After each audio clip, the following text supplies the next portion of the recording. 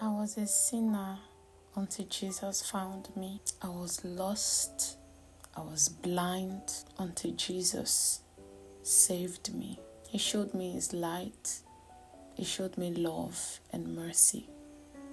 And even while I had given my life to Christ at the age of 12, I kept occasionally falling into one sin or the other. And as I grew up, it became worse. I found different ways to live in sin, and secrecy was one of them.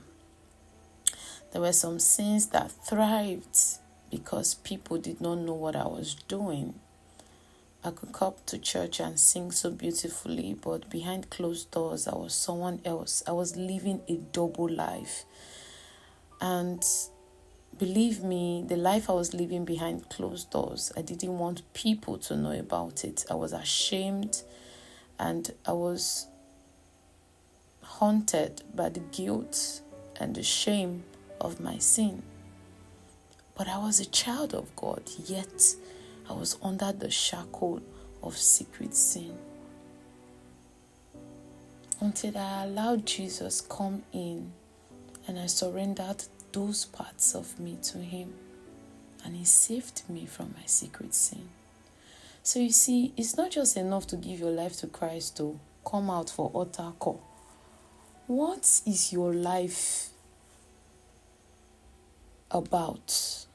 Does your life reflect Jesus, both in public and in private? Now, I know what I'm talking about because I'm a first-hand witness of how someone can be so perfect outside but be so dirty inside. It's a very common thing in church with church folks. The devil does not have a problem with you coming to church, but if he has the remote control of your life behind closed doors, he has control over your life, because the Bible says that you are the slave to the person that you obey. So if you obey the Holy Spirit, you are a slave to the Holy Spirit. You are a servant of the Most High. But if you obey your flesh, you are a servant to your flesh. So the purpose of this video is to encourage you and put some fire in your bones.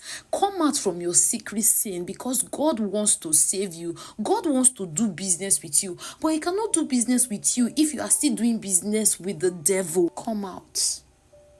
Come out. Lay aside every weight and every sin that so easily besets. Come out. God bless you.